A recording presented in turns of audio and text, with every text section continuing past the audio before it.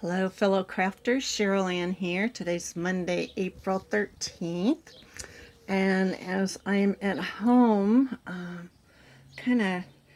been making masks and I wanted to take a break from making masks and do some very plain and simple.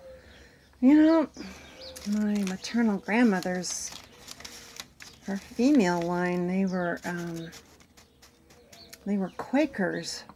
And, I've inherited a lot of that attitude. You make do with what you have. So I have this pack rat's nest of papers that I had put aside in a great big aluminum roasting pan, and I thought, I'm going to start using them and just make some plain and simple journals. I'm calling them Nana's journals. I've done one. This is the first one I did, and it's a heavy duty file folder cover, and just, whatever papers I have on hand. And it has two little signatures. The next one is going to have two signatures. And they're just going to be plain and simple. They're going to have a muslin tie.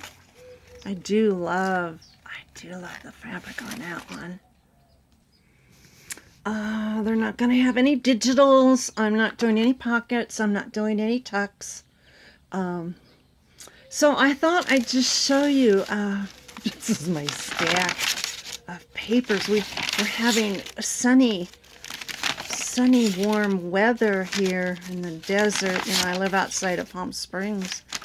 So today I was able to do all of these. I think I got to,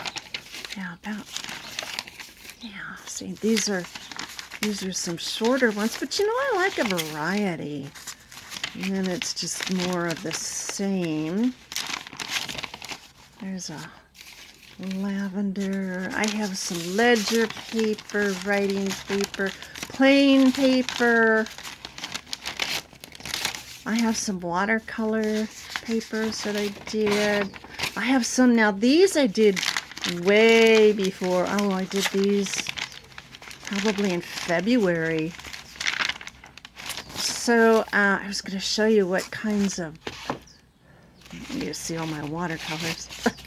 I'm not going to use, I'm not using scrapbook paper. These are going to have plain papers. See, these I did back in, February? Before we've had a lot of rain this spring. So these are all ready to go. More music. Those aren't done. So, these are some of the things I use for my papers. I love composition book paper. This stuff is great. You turn to the middle. You cut out the threads. I can't quite find the middle here. But you snip the threads and then you just lift it right out. And this is great paper to use in your journals. I think I got this on Amazon, 3-column ledger. So I do use that. These two I got up at the little thrift shop up in the mountains, which of course is now closed due to the lockdown. But I actually got 3 pads of it for like, I think it was 3 for 25 cents. I do have this book. I've been tearing some pages out of it. Oops, sorry. Let me hit the camera. I have this one too, and I'm trying to use some pages out of it.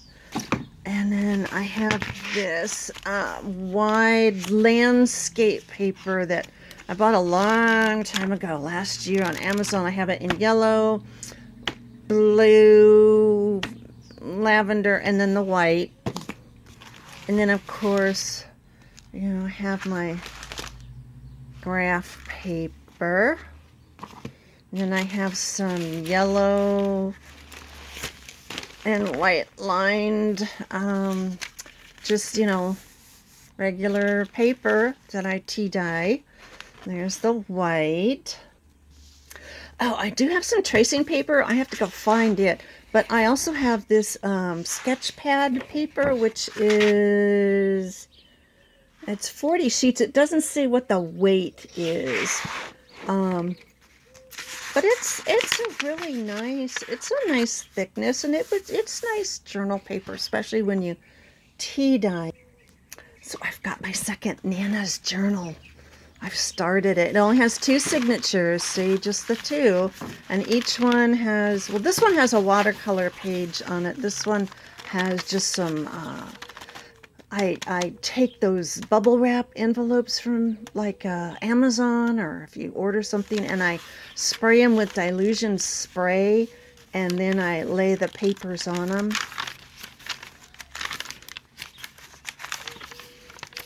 And you get this kind of effect. I really like it. I don't have any now because we've had so much rain and all my papers got wet, and I just said, oh, forget it. I'll do some new ones.